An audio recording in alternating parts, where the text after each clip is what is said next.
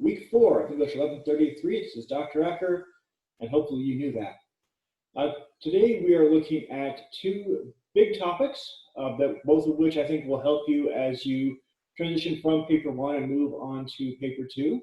One is looking at feedback and revision. We'll be doing a peer review workshop for one of your assignments this week. And of course, you get feedback from me throughout the quarter.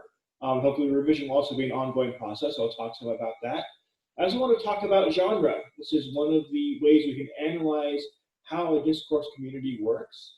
And it's a good way to kind of get a grasp on some of the artistic and rhetorical choices that go into designing a message. Those of you who are focused on worship, especially if you're musicians or vocalists, you know that genre is actually a pretty big deal because it helps you determine what your performance is going to sound like. And that might be what sort of musical style you're going to compose in, or even how you're going to use certain influences to perform a piece a certain way.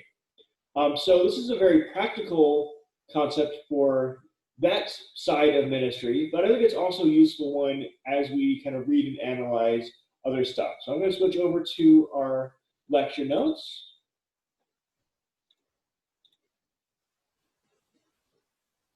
And I think this is going to be in presenter view, but I can't get into work other than that. Give me a second here. All right, there we go.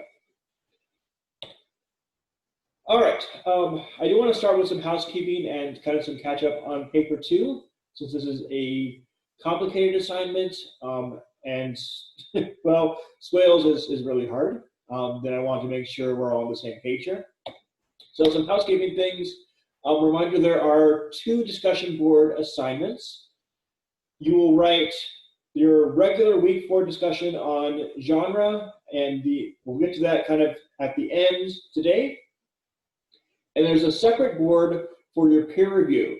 That is for the 300-word summary of Swales' definition of discourse communities. That's what you're writing for Tuesday night, the 15th. And then you'll use that sort of as the basis for your other 2 parts of paper 2, which I'll talk through in a minute here. So you'll need to turn in paper 2 to the regular Dropbox, and then also create a thread on that peer review discussion board. You can attach the file, use Docker PDF format because everyone can read those, or you can just cut and paste because it's pretty short. And you'll download the peer review worksheet as well. I'll come back to that in our workshop at the end of the hour. It is also midterm. So I want you to take a couple of minutes, go over your course grades on MyFire, make sure everything is entered if you've turned something in. I've pretty much caught up on grading. So if you're missing something and then you know you got feedback for it, or it's been a while, then check in. Maybe I just forgot to hit enter and save the grade. Also, if there's a discrepancy between a grade like written on a paper and something in the spreadsheet, please let me know. I will look into that as soon as I can. So for paper 2, it helps to break this down into individual tasks. There are 3 of them, and they're spread out among weeks 3 to 5. So you just did the first one to finish up week 3. That is the part 1 300-word paper where you summarize Swales' model of a discourse community. Practices obviously writing summaries, and I gave you some resources last week on how to wrap your head around this concept. For part 2, you're going to illustrate how 2 communities that you're in fulfill those characteristics. So you did the first kind of groundwork for this on your heuristic worksheet, a big long one where you had to write all 6 characteristics and everything, answer the 10 questions, and it was a big giant pain in the neck, but they're all graded now, so that's good. You're going to integrate your definition of a discourse community, and so I'll be giving you feedback on those definitions in the next few days, so you have some good material to work with there.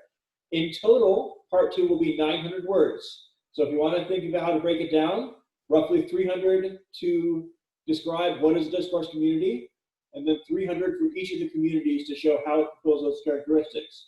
That's not a lot of space, probably 2 paragraphs for each part. And so you're going to have to make choices on how to describe those in a fairly concise manner. Part 3, which is going to be due in week 5 on September 26th, I'm getting way ahead of myself here, is a detailed case study. So you're going to pick one of the communities that you wrote about from part 2, and you're going to break down not just why is this a discourse community, but how specifically does communication work there. So you want to pick the one that you have the most to say about. If, as you're writing part 2, you think, well, I've got a lot to talk about here, but this other one, I guess it's a discourse community, but I'm kind of confused about how it works. Don't write about that one for part 3. Instead, pick the one with lots of interesting things to say. Many students use things that they are fairly active in, and they know a lot about how communication works. So keep the focus there. Some tips to do that. Swale's article, while it is the basis of all 3 of those assignments, is very complicated. So don't just try to read through that and magically understand discourse communities. It's not going to work. I had to read through it like 3 times the first time I taught this syllabus, and still there are points there I think you could have communicated better.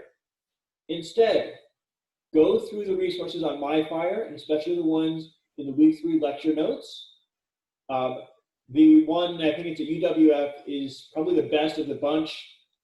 It breaks down what is a discourse community. In fact, if you plug that into Google, you can probably find it very easily. That will give you a better sense of how this works, along with the video and the other articles there. The main thing to remember is that a discourse community is distinct because of how it communicates. So we can have a whole bunch of different groups, a bunch of different communities, but unless there's something interesting or unique about how the people talk or write or send smoke signals or, I don't know, text, I think texting is a thing now, to each other, then you're going to have trouble writing about it as a discourse community. So as you are deciding what to write about for parts 2 and 3, especially for part 3 in the case study, think carefully and think in detail about how language works there. Do the people use certain languages of their own? Do they prefer certain dialects? What sort of buzzwords go in there? That could be jargon for a given field or industry. That could be things like if you play a video game or a sport or you follow a team, you probably have learned certain ways to talk about that may be a little confusing to outsiders. The inside joke is a great example of how discourse community intersects with communication. You could look at one of your close friends and say rutabaga, and they'll dissolve into giggles. Or if they're a man, they'll be dissolved into manly giggles or something like that. Regardless, you know that that is sort of a mark of membership in that community because of how they use that language. We'll get into genre a little bit later, but I also want you to think about how the messages get put together, because that is an important component of genre, sort of a series of boundaries around a message. If you don't just write emails, but the emails are always structured in a certain way, that can make a difference in how the community goes together. If you are used to hearing sermons organized in a particular way, that is going to set up certain expectations. At my church, for example, we have our senior pastor, Todd. Todd's great, and he preaches in a very organized, structured way. And so when someone else is preaching, I have to readjust my expectations. Think, okay, what is this going to look like? How am I going to be able to process this differently? What sort of things are going to work a little bit differently than maybe they did last week? So it's a good practice to think about discourse, not just in terms of what is said, but what patterns emerge over time in how things are communicated. Another good approach here is to think about the insiders and the outsiders. So as a member of your discourse community, maybe these things are completely normal to you. Maybe you don't think twice, like, oh, of course we send a group text and do this and use these buzzwords. Duh. Wouldn't everybody do that? So I want you to step back and think, how would someone outside this interpret this? How did you approach this when you first joined that group? Because you probably saw the buzzwords and the inside jokes and the expectations and like, I'm not quite sure what to do here, where I fit in. So think about how you develop that knowledge, that expertise, because that's a big part of this. What do you need to know? What do you need to learn about how this works, just for that to make sense? And lastly, to transition into our first major lecture topic today, please keep up with feedback from your peers and from me. You can pull that up at the same place you pull up the assignments. You can say, I don't know exactly what it says from your side actually, feedback left or something like that. You click on that and I will attach the PDF file with all the markup there. This is especially important for part 1 of paper 2 because you're going to be using that material for 2 other papers. So if you don't read my feedback and there's like a major problem, then you're going to have lost points in part 2 and part 3 because you haven't fixed the problem there. So let's talk more about feedback. Peer feedback shows up in a lot of classes, especially writing classes. And it's sort of a double-edged sword. It can be really, really useful because you're having conversations with someone who's at a similar level of intellectual development, a similar level of understanding of the material, and you can often help each other in different ways than you could if you go to even the writing center or to my office hours or whatever. That's why there's a lot of movement for peer tutoring. You have things like Smart Thinking Access here that you can use to get free tutoring. And by free, I mean you've already paid for it, so you might as well get it. The potential downside, though, is that, well, people are really too nice in peer tutoring sessions. Many times, I'll read peer feedback from an exercise or a workshop, and it'll mostly be, here's what I liked about this paper. Here's what I didn't like about this paper. So it comes across kind of like a movie review or a product review on Amazon, but it doesn't really talk about what's working specifically, what could be improved. It's more about, yay, 2 thumbs up. And I'm going to be honest here, this is even more pronounced in Christian colleges because we're not supposed to say mean things about each other, right? We're supposed to build each other up. Well, there is that, but there's also this metaphor, remember, of iron sharpening iron. And I think to get there, you've got to go beyond just, I like this paper, great job, you're such a talented writer, et cetera, and on to, now let's see if we can work together to improve this. Ask questions. What do you mean by this? Can you expand on this idea here? Where are there opportunities to do better? You want to think about making this more effective. And I don't think that means you have to be critical in a negative sense, because you are still showing the author, your classmate, that these ideas are interesting and that they're interesting enough that you care enough to improve them.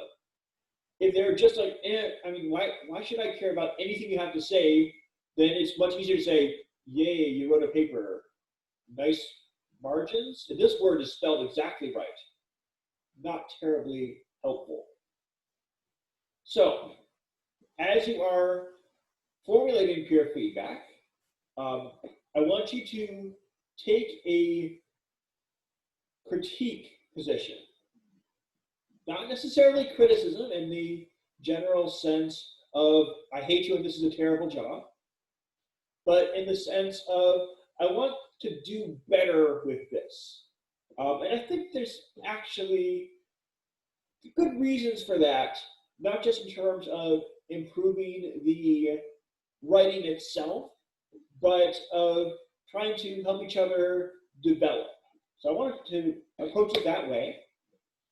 Once you get that feedback, I will warn you right now, there will be at least a brief moment where you will hate everybody who read your paper. Hopefully it will pass. We're not supposed to hate each other either.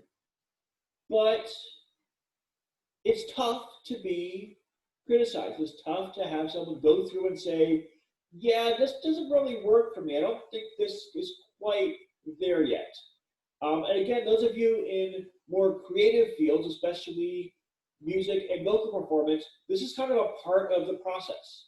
When you do a lab or you do a workshop, this works for creative writing too, the job of your peers is partly to smooth out those rough edges. So that if you're going through practice and the chord is, well, it's not quite the right chord you're supposed to play, then it is the responsibility of somebody in that room to say, okay, wrong. Let's try that again. G minor, got it. Okay, G minor. I'm going to assume that's a chord. I don't actually play guitar. So peer feedback can be really useful for you. Your job is to figure out, how did this come across to other readers? Is there something that is missing, something that is unclear? Because sometimes a reader will get something completely different out of it than you meant for them to get. And that can be really useful information. In terms of academic revision, we'll come back to this in a little bit, you're not obligated to accept your classmates' changes or corrections. I have seen cases where in a peer workshop, students would write things on each other's papers like, oh, this needs to be this, or the comma is wrong here, and I go back later and say, no, don't do that. The comma is perfectly fine where it is. You're going to ignore that part. If you have questions about whether to make a change, feel free to email me.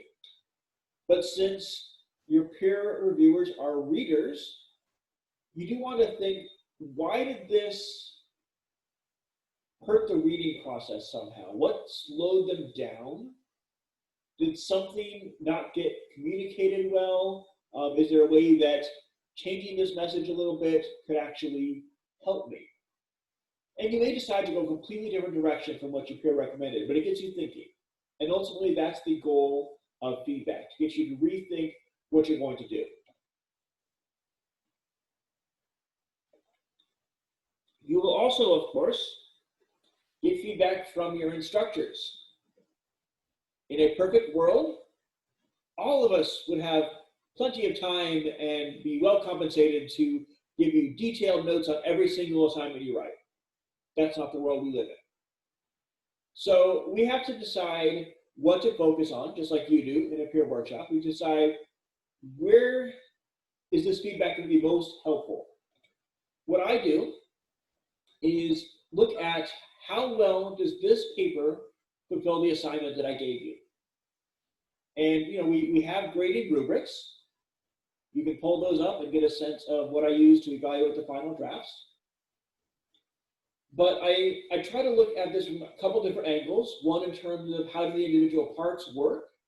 So does the thesis communicate an idea here? Is there a thesis? Is a good first question. What sort of argument is being made? How is this structured? But also kind of look holistically at this. What is the overall effectiveness of this paper?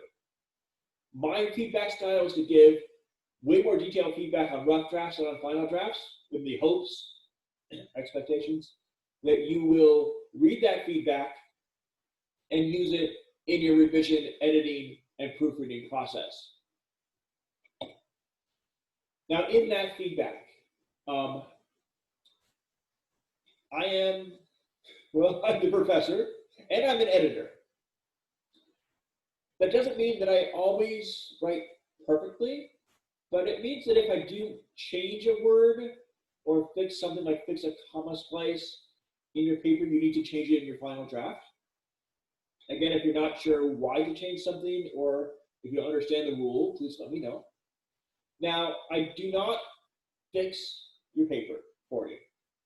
If I wanted to do that, I would write the paper in the first place, everybody would get an A and we could all go home. And SU would not like that one bit because you have to learn this. What I try to do, especially if I see a pattern of error, is I'll mark the first time and I'll explain what's wrong, show you how to fix it. And then I'll let you go through and fix it. Sometimes it's a matter of doing search and replace in Word. Wonderful tool. In Word for Windows, I think it's Control H, find and replace.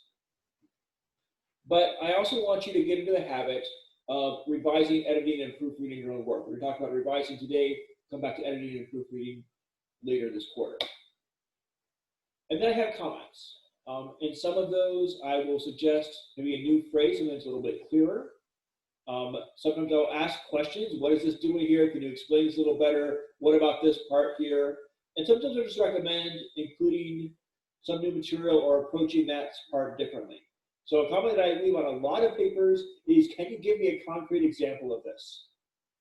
Because it's relatively easy to say, here's these ideas. I think communication is sort of working this way, but it's hard to show support for that if you don't have an examples. And then lastly, I do try to leave some positive feedback.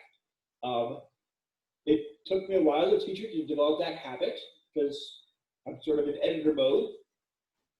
But I try to highlight something that worked well, a sentence that, or like the phrasing, or a paragraph where you really connected well, something like that. What I want you to do as you are revising papers is to read and apply that feedback in light of the assignment, because that's where I focus, and in light of the grading rubric. You can come by office hours and say, hey, I don't know what exactly you meant by this comments. Fortunately, all my comments are typed now, so you don't have to read my handwriting, or try to read my handwriting. But I'm glad to explain those. I have had a few cases where I just didn't communicate what I really wanted clearly to the students. In one case, for example, in my defense, I was grading pretty late at night, and I put in a slightly sarcastic comment on a student paper, and she thought I was correcting a sentence. So she actually integrated that comment into her final draft. It didn't work at all because I was just sort of making a joke there. So if something looked weird, then please stop doing it. You're going to use your feedback for the revision process. Now, revision is distinct from editing. Editing and proofreading as well focuses more on the mechanical side, on writing style, kind of fixing sentences or words or punctuation, all the typos, everything there. Whereas revision is more about the content and the structure. Now, I am a professional editor, and I could talk at length about editing. I probably will in a future lecture, but we only have like 5 hours left in this PowerPoint, so I can't do it right now. So what I'll say is that in some editing projects, I do more kind of a combination of revision and editing, while others it's more closer to proofreading side. In your case, revision is always going to come before editing and proofreading, because you want to get the content right before you worry too much about the typos. But the goal here is also different. You want to make the best argument that you can, and sometimes it helps to think of the word. So a revision is a revision, a re-seeing of what your message is and how do you communicate it more effectively. So there can actually be a lot going on in a revision. It's not just about let's fix all the typos that Dr. Acker pointed out and turn the same paper back in. I've had students do that. It's also not necessarily about let's just rewrite the entire thing from scratch. I want you to find that happy medium so you can use the work you've done, but improve on it based on what you now know about the assignment, my expectations, grading rubric, and all of that. As a result, revision takes time. It will take more time than you think, so budget more time than you think you need. 9 times out of 10, a revision will require attention to the introduction and the conclusion, especially the thesis statement, because that's where I said spend a lot of time thinking, is this the best way to express this? And that's the hardest thing to get right on the first draft. So if you are making any sort of structural changes, adjusting when a paragraph shows up, figuring out how to organize a message, that can amount to a rewrite in some cases. It's going to take you longer. I want to remind you then that writing is a progressive or an iterative process. It repeats. Your goal is to find the right words to express the great ideas you have, to build the words into good sentences, to combine the sentences into coherent paragraphs, paragraphs that make sense together, and to connect those paragraphs into compelling paper. It's a tall order, but I want you to start from the bottom. I think every word matters here. Everything that you could do to improve your paper starts at the word level. So let me share some revision priorities as you go through these various assignments. As I try to highlight these either in comments on the paper or sometimes on my cards that the end comments on the side there. And hopefully your peers will identify the priorities for you as well, because they're not going to fix everything for you either. In general, you want to think big first. So the global revisions are likely going to take more time and they're going to make a bigger difference in your paper. And so you want to focus there, especially, and I know this would never happen, but especially if you happen to be doing the paper at the last minute. If you're a little pressed for time, I would much rather you see a slightly stylistically rough around the edges paper with a good argument than a stylistically perfect paper with no argument whatsoever. So your top priorities. Is the topic appropriate for this assignment? Does it have a topic? Is the thesis clear? Does it have a thesis? Should be in there too. Is it structured logically? Do the paragraphs flow into one another? And you have lots and lots of evidence. You should have so much evidence that I am overwhelmed by the sheer majesty of how well you know this topic and how well you can make the claims you make. From there, I would put as major priorities transitions between ideas. Sometimes those are between paragraphs, but they could also be between sentences. Title, header, kind of the formatting stuff. If you use the template from one of the sample papers, that's really easy. All you have to do is change up the information for each assignment. I look here at citations and any secondary sources. In paper 2, your only secondary source will be John Swale's article. Don't cite anything else. And I really hate to say low priorities here because I literally fix typos and grammar errors for a living, but relatively low priorities would be the sentence level, the word level. I want you to do that last. I do want you to give yourself time for it. But if you try to do that first, you're going to run out of energy, you're going to get frustrated, and you're going to leave big gaps in your paper. I don't want that. So, revision is a big part of the whole writing process, and it does have a learning curve.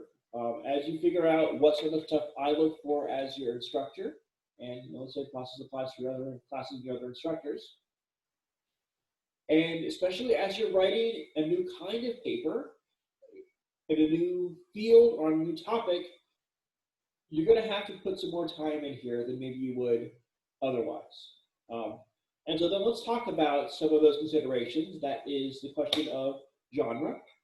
And yes, it's a weird French pronunciation, genre, which is sometimes irritating. Or Fourier, if it helps you. So, what is genre?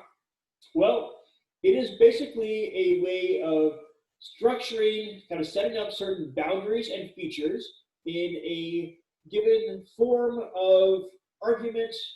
Art could be writing, music, film, speech, really, there are a whole bunch of genres, a whole bunch of different things. So it comes down to how do you pull this together?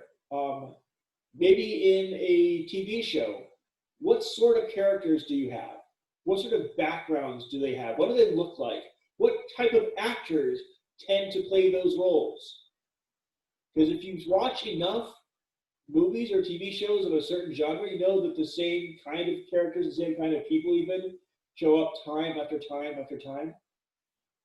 There are certainly differences between shows, and sometimes you kind of get different subgenres split off. It's kind of fun. But the fact is, you can watch a Star Trek episode from any of the even any of the series, even Discovery, I suppose, and expect to see basically the same features. So this is going to make a big difference in how your argument goes forward, how it's received, because genre is a rhetorical choice. The author has decided that I'm going to get a better response or communicate this better or get better feedback or whatever it is, given this structure, given these characteristics, given this timing, given these visual or musical or artistic features or whatever it is. And that is, like all rhetorical choices, a potential risk. It's going to make a difference in how people understand this. Let me tell you a story about genre choices. When I was a senior in college, I was taking an advanced course in Russian literature. It was a senior level seminar on Dostoevsky and Tolstoy. Lots and lots of reading because they don't write short novels. And at the end of this course, we had to give a formal research presentation and bring in 5 or 10 secondary sources, of course, read this entire massively huge novel cover to cover. I believe we were all presenting on Anna Karenina, which is a very, very long novel by Tolstoy. Good novel, very long. And so pretty much all of my classmates were either English majors or comparative literature majors. And so we all went to the library and to the stacks and to the journals, and we found the articles and we came up with our arguments and made our interpretations and everything. And it was a lot of work. And most of us had given our presentations. We got to the last day of presentations, and there was this one classmate, and she was an education major. And she didn't really talk in class. She didn't show up to a lot of classes. And we were all kind of curious, what was she going to do with this? Because it's a pretty difficult assignment for English majors. And so we were all kind of watching closely. And so she got up and she said, my report is on Anna Karenina, and I just want to say that it inspired me so much. It just reminds me of the Shakira song. And I love Shakira song so much. I'm going to sing it for you. And she sang the Shakira song, kind of danced around a little bit. And the rest of us were trying hard not to laugh at her. The singing wasn't bad, but it's just, this is so far away from the genre of a formal presentation on a novel. We're like, what are you doing? What is wrong with you? We could say that out loud. And she got to the end of the song, and I kept waiting for her to say, okay, well, now that that's done, here's my actual report, or here's my actual analysis of the novel. And she didn't. She said, thank you very much. There's my presentation. She sat down. And we all looked over to the professor, and we're like, is the hammer going to come down? Because this is not the assignment. And the professor said, wow, that was really creative. Great job, great job. You get an A. We wrote some very interesting course evaluations for that professor. That was not what we expected him to do in that setting. In that case, making the choice to use a different genre paid off for my classmates. In other cases, maybe you're going to confuse an audience or say, wait, this isn't what I signed up for. How many times have you started reading a book or watching a TV show or movie and thinking, oh, this is going to be like this other thing I like, or this is recommended based on this? And you get a few minutes in and say, oh, that's not going to work. So I want to show you an example of how this can play out. Get this set up here. One good source for genres, and you can actually use this for your discussion board post, is music. So, going to go over here. This is the Pandora genre page. And you can see that there are a whole bunch of categories. Here's pop, hip hop and rap, R&B, country. And then under each of them, there's a lot of stations. Country has 78 stations, which is kind of impressive. I'm going to click through here on oldies because that's the genre I know pretty well. And even there are 23. And they go from 70s, 80s, and 90s hits to oldies Christmas.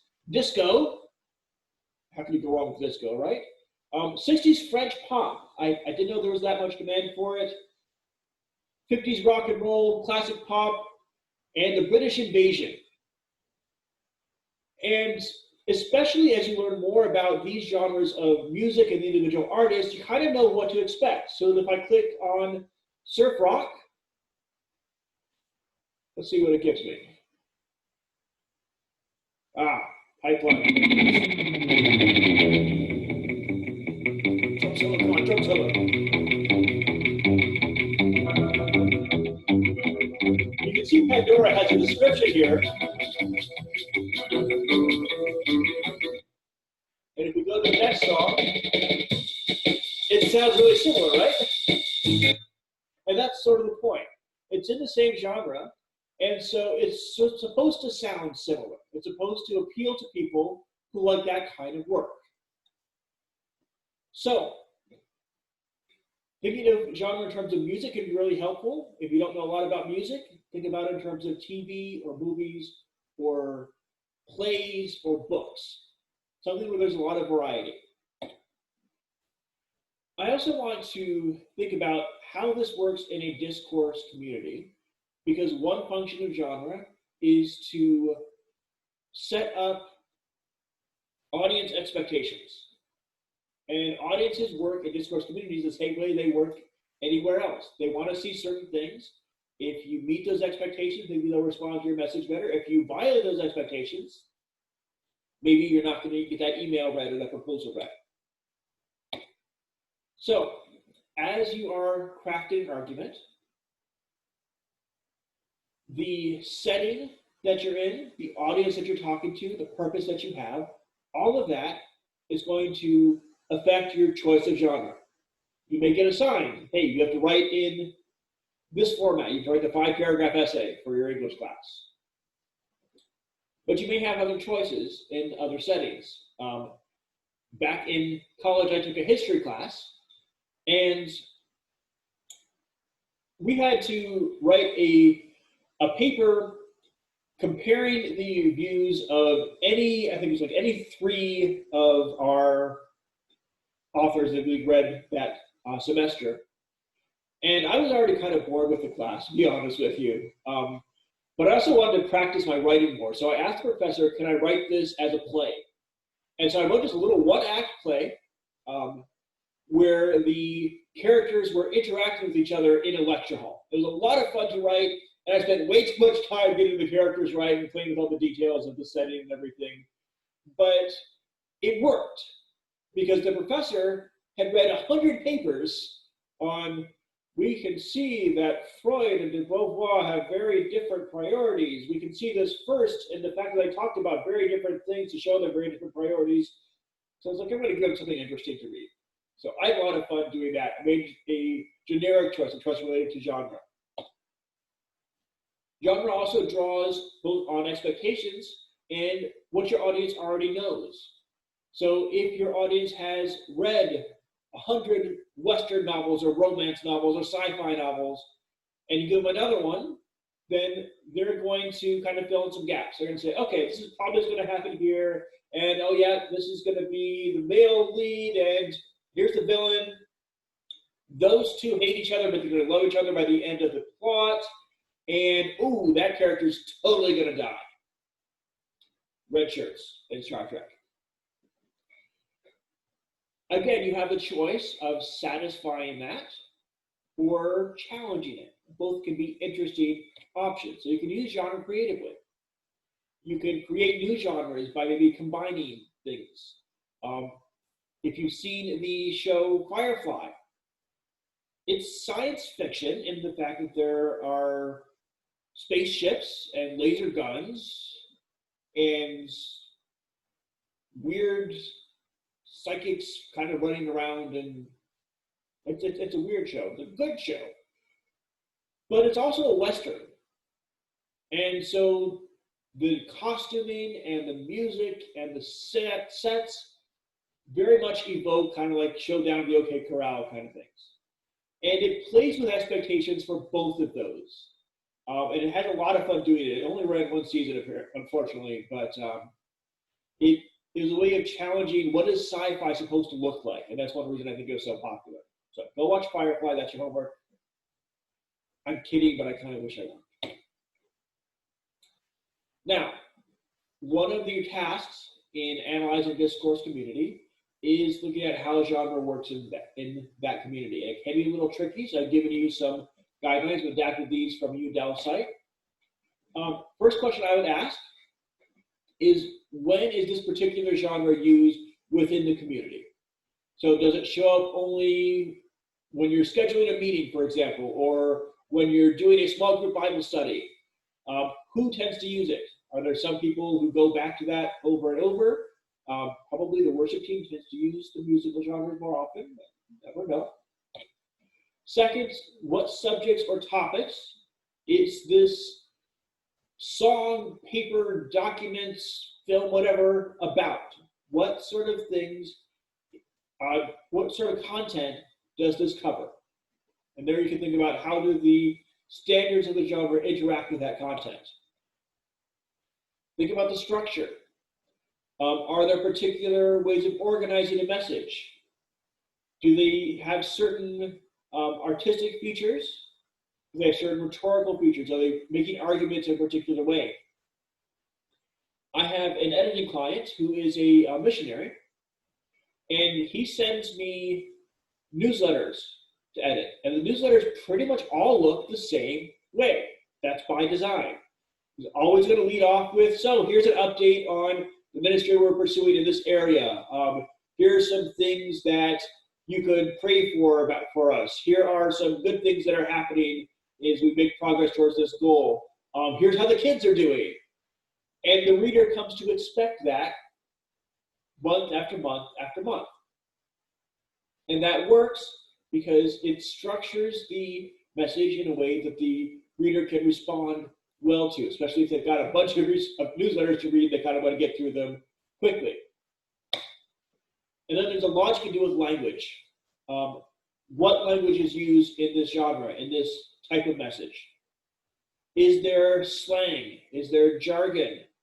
Is there other specialized or technical vocabulary? Digging deep into those examples will give you a lot to say about how and why genre is important in this discourse community, and more specifically, how do people in this community communicate with each other? Because you might notice differences between genres in terms of the content.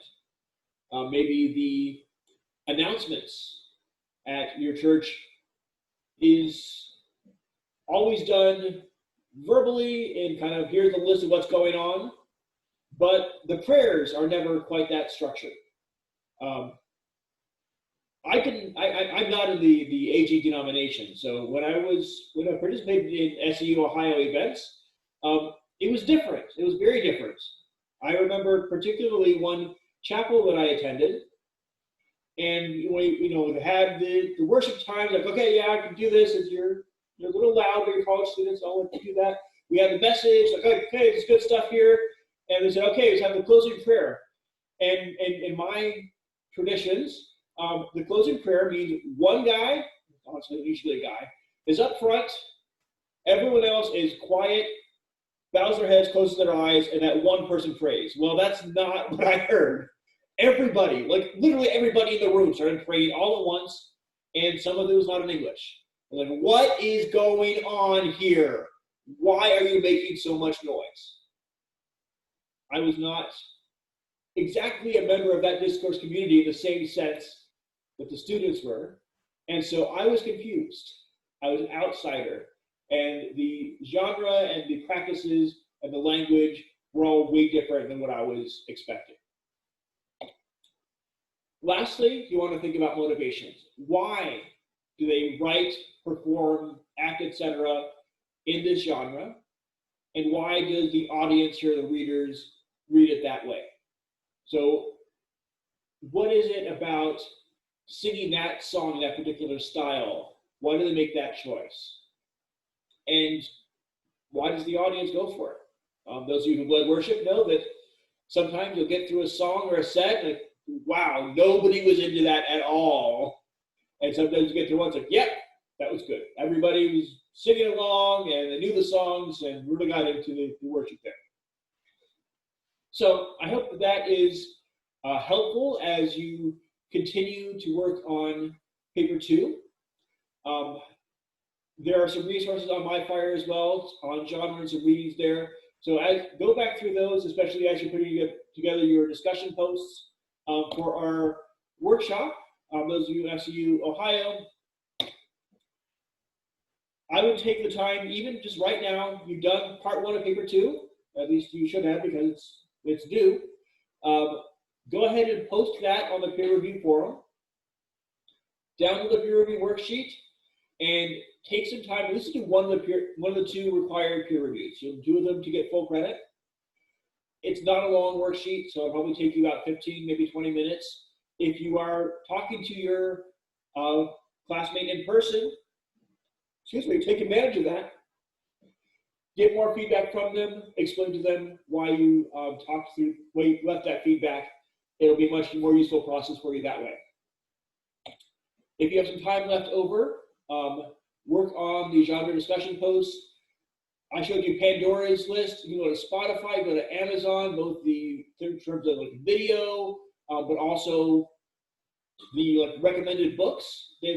Amazon categorizes everything. It's a great resource for genre.